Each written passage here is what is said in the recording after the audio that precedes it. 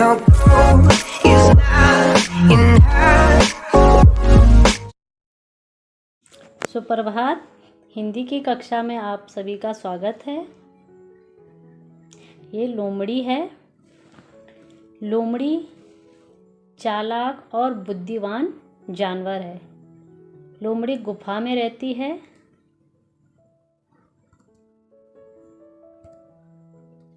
यह है कछुआ। कछुआ तालाब और ज़मीन में रहता है, दोनों जगह रहता है। ज़मीन में भी रहता है और तालाब में भी रहता है। कछुए की चाल होती है धीमी। तो आज हम कछुए और लोमड़ी की दोस्ती पर आधारित कहानी पढ़ेंगे। पार्ट 5, दोस्त की मदद। कहानी आपकी इस प्रकार है। किसी तालाब में एक कछुआ रहता था। तालाब के पास मांद में रहने वाली एक लोमड़ी से उसकी दोस्ती हो गई। मांद कहते हैं गुफा। एक दिन वे तालाब के किनारे गपशप कर रहे थे, यानी बातें कर रहे थे कि एक तेंदुआ वहां आया। दोनों अपने अपने घर की ओर जान बचाकर भागे। लोमड़ी तो सरपट दौड़कर अपनी मांद में पहुंच गई। सरपट यानी जल्दी से। पर कछुआ अपनी धीमी चाल के कारण तालाब तक नहीं पहुंच सका। और जो कछुआ था वो धीमी चाल के कारण नहीं पहुंच पाया अपने तालाब पर। तेंदुआ एक छलांग में उस तक पहुंच गया और जो तेंदुआ था वो एक ही छलांग में कछुए तक पहुंच गया।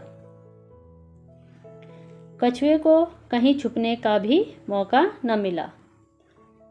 तेंदुए ने कछुए को मुंह में पकड़ा और उसे खाने के लिए एक पेड़ के नीचे चला गया। लेकिन दांतों और नाखूनों को पूरा जोर लगाने पर भी कछुए के सख्त खोल पर वो खरोंच तक नहीं आई। जो कछुआ होता है उसका जो बाहरी शरीर होता है वो सख्त होता है, खोल होता है उसका बहुत सख्त होता है वो। तो जो तेंदुआ होता है वो कितनी भी कोशिश की उसने नाखून से, मुंह से, लेकिन उस पर कोई भी खरोंच नहीं आई। लोमड़ी अपनी मान से यह देख रही थी। अब तेंदुए को और कछुए को लोमड़ी अपनी गुफा से देख रही थी। उसने कछुए को बचाने के लिए तरकीब सोची, एक उपाय सोचा उसने मान से झांककर बाहर देखा और भोलेपन के साथ बोली, तेंदुए जी, कछुए के खोल को तोड़ने का मैं आसान तरीका बताती हूँ कि ये कछुए का जो बाहरी खोल है इसका तोड़ने का मैं आपको एक उपाय बताती हूँ। इसे पानी में फेंक दो। थोड़ी देर में पानी से इसका खोल नरम हो जाएगा। नरम यानी मुलायम हो जाएगा। चाहो तो आजमा कर देख लो।